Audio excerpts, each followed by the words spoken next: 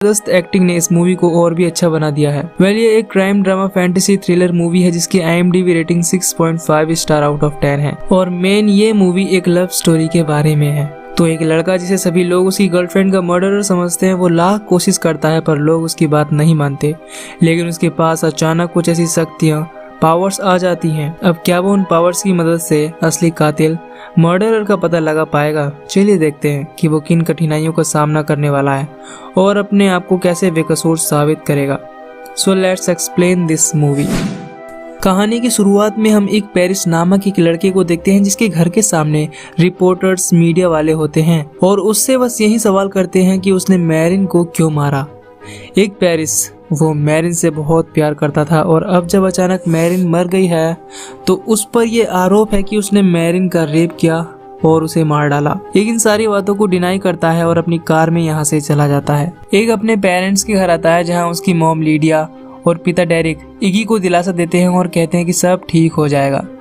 इगी का निकनेम होता है और उसके पिता डेरिक को कहीं ना कहीं ये लगता था कि मैरिन को इगी नहीं मारा होगा। इगी इस बात पर नाराज हो जाता है और बाहर आ जाता है। तभी इगी का भाई टेरी उसके पास एक बाजा बजाता हुआ आता है जिससे इगी को बेटर फील हो। इगी और टेरी के बचपन का दोस्त ली यहाँ आता है जो बताता है कि मैरिन के मर्डर केस में जो एविडेंस हमें मिलने वाला था वो अब नहीं मिल पाएगा क्योंकि लैब जल गई है। दरअसल दोस्तों लैब में मैरिन की पोस्टमार्टम और अदर मेडिकल टेस्ट के जरिए रेपिस्ट और मर्डरर का पता लग सकता था। यह कम से कम इगी पर से मैरिन के मर्डर का ब्लेम हट जाता, लेकिन क्या फायदा, अब वो लैब जल गई थी जिसमें एविडेंस था। तो ली वो एक लॉयर होता है और इगी का केस संभाल रहा होता है। खैर इगी बहुत ज्यादा परेशान हो जाता है पर टेरी और ली उसे संभालते हैं। रात को मैरिन के पिता डेल और बाकी रिलेटिव्स जिसमें इगी के पेरेंट्स भी थे सभी मिलकर मैरिन को श्रद्धांजलि देते हैं। डेल वो इन सभी के सामने इगी को कातिल बताते हुए कहते हैं कि गॉड उसे उसकी सजा जरूर देगा। ऊपर ट्री हाउस में बैठकर इगी सब कुछ देख रहा था। वो पूरा पागल हो चुका था क्योंकि डेल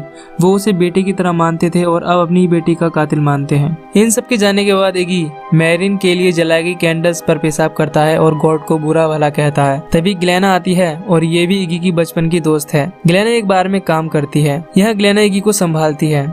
इगी कहता है कि गॉड मैरिन को कैसे मार सकता है। वो हर संडे चर्च जाती थी और एक क्रॉस भी पहनती थी। ये सब कहता हुआ इगी रो रहा होता है। ग्लेना इगी को संभालती है और अपने साथ ले जाती है। अगले दिन इगी की आंख खुलती तो वो अपने सर पर सींगों को निकला हुआ पाता है। वो हैरान रह जाता है और डर भी जाता है कि ये सब क्या हो रहा है, क्या वो कोई डेविल है।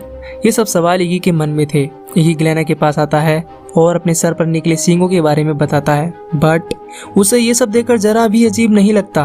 उल्टा ग्लेना अजीब बर्ताव करती है और अपनी लाइफ की वो चीज उसे बताती है जो वो नहीं बताना चाहती। ग्लेना कहती है कि मैं मोटी होना चाहती हूँ। क्या फायदा इस फिट बॉडी का जब मुझे कोई देखना ही नहीं चाहता, कोई भाव ही नहीं देता। यहाँ तक कि तुम मेरे साथ सोए जब तुम शराब के नशे में धुत थे, वरना तुम भी मेरे साथ नहीं सोते। ये बात जो भी ग्लेना कह रही होती है वो सच थी, लेकिन सवाल ये है कि ग्लेना ने उसे ये सब क्यों बताया।